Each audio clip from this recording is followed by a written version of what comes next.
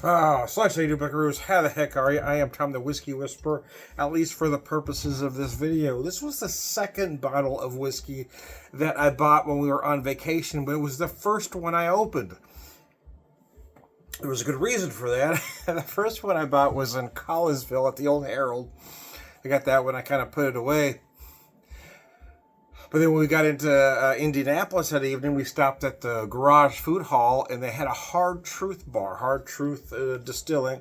So I had a cocktail there, but they had a special with this Sweet Mash Rye and their maple bourbon cream. So I bought those because I had them handy. That's why I brought up to the hotel room our first night.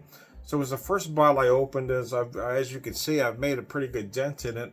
But like I said, it was the first one that got open, so since it was already open, it was the one that came into every subsequent hotel room on vacation because it was already open. It is a Sweet Mash Rye straight rye whiskey, barrel strength, uncut and unfiltered. It is at 120.6. Our distiller select blend of straight rye whiskey aged to perfection. Notes of brown sugar, orchard fruit, and peppercorn from new charred American white oak barrels. It doesn't give me an exact mash. Batch size is 30 barrels. Stuff is good. I mean, everything I've had from Hard Truth has been rather impressive, I gotta tell you. So I've got a couple ounces neat to have with you, using my very old Jim Beam black glass. Was going to have some on the rocks, but there was a little bit of a mishap, so I'm not going to get into that. They'll just say we're just drinking a little bit neat, because I've had this with some cocktails that I've shared with you in several other videos, live and otherwise, but I haven't had just it neat with you, just to concentrate on how beautiful this spirit is.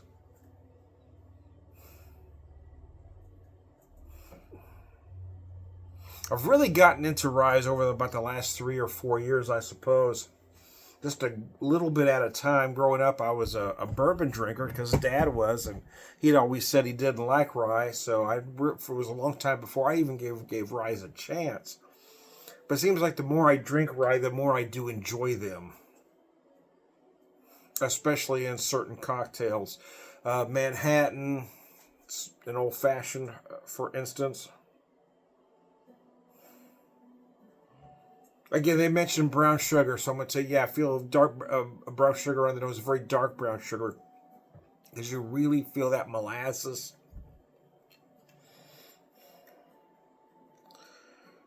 Orchard fruit. Yeah, I'm gonna put a slightly finer point on it, and say almost a very dark, overripe plum. They may be referring more specifically to peach or apricot, but I feel like I'm getting more again, a very dark, overripe plum, more so. Peppercorn, yeah, absolutely.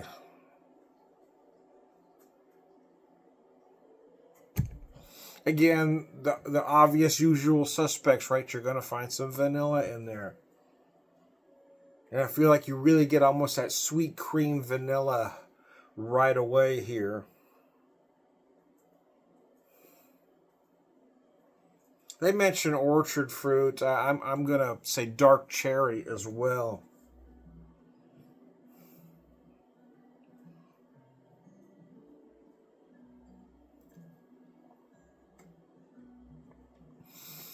Oh gosh, that's gorgeous. It's just a masterful product. Yeah, I was really impressed. I had myself an old fashioned there. Uh, that was wonderful. But just sipping this stuff neat is just incredible. I've made various cocktails with it since we've gotten home. I've also got their Sweet Mash Bourbon, which I haven't opened yet, but I probably will very shortly, possibly today. Because I'm curious to compare the now that I'm having this neat to have that Sweet Mash Bourbon neat, where I can remember the flavors and aromas of both.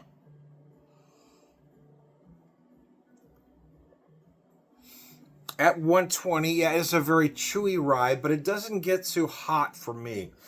Again, there are those of the mindset anything cask is going to be hot. I don't think so. I don't buy into that, and here's why. To me, if you use the term hot or boozy, it implies off-putting. It is 120 proof. You should taste that there is alcohol in there. But if it doesn't detract from the product, it is not hot, in my opinion. Yes, you do taste some alcohol. It's 120 proof.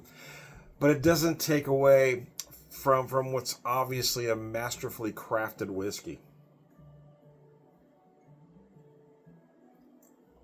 And if you're watching me drink this product, you can tell that there is no grimace, right? There's no grunt. There's no cringe. It is rather approachable at that proof. And a lot of that is because I do understand and appreciate whiskey. I do love the flavors.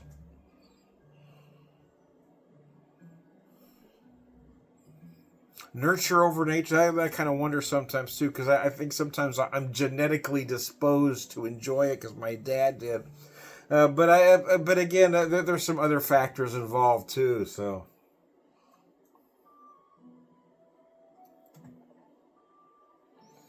that being said, like I said, it isn't hard to drink. It is rather pleasant, neat drinking whiskey, even at this proof. If you would like to add just a little bit of water, that would be fine too. In fact, if you've paid for a bottle of this, quite frankly, I don't care what you do to it. But if I'm offering you a sip of this, please take it the way I offer it to you, or it's going to be insulting. Just say no. If you feel the need to put soda pop in a whiskey of this caliber, just tell me you're going to pass, because I'm going to come unglued. Like I said, if you paid for your whiskey, you're at home. Hey, man, if you want to put soda pop in it, I don't care. I'm not going to judge you. I'm not going to cringe. It's your whiskey. Do what you want with it. But if you're offering me a pour and you're only offering it to me with soda pop, I'm going to politely decline.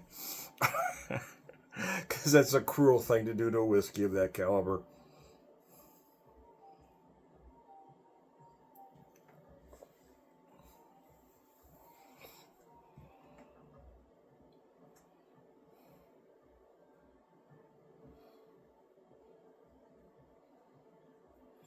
They mentioned brown sugar, but I'm gonna say a little hint of maple as well.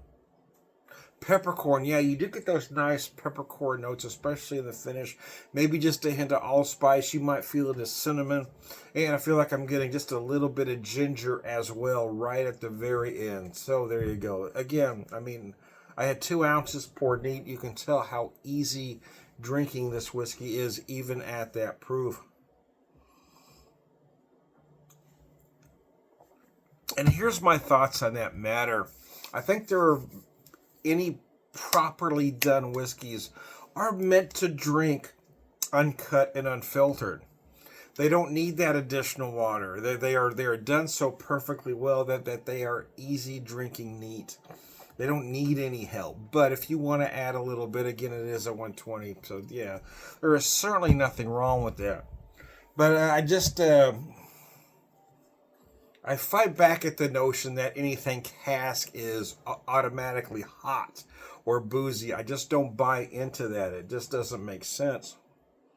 And again, a lot of it is interpretation, right? For me, the word boozy or hot implies it's going to be slightly off-putting, or you're going to get too much alcohol by it. And I don't feel that here at all.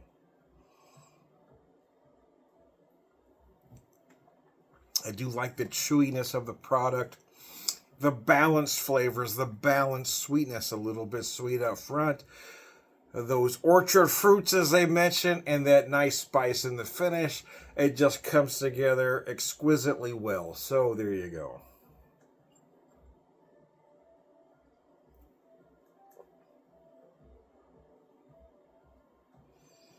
Oh, that's gorgeous. Anyways, I digress. I digress, man. I am Tom the Whiskey Whisperer, Whiskey Evangelist, prolific whiskey drinker, purveyor of wisdom, and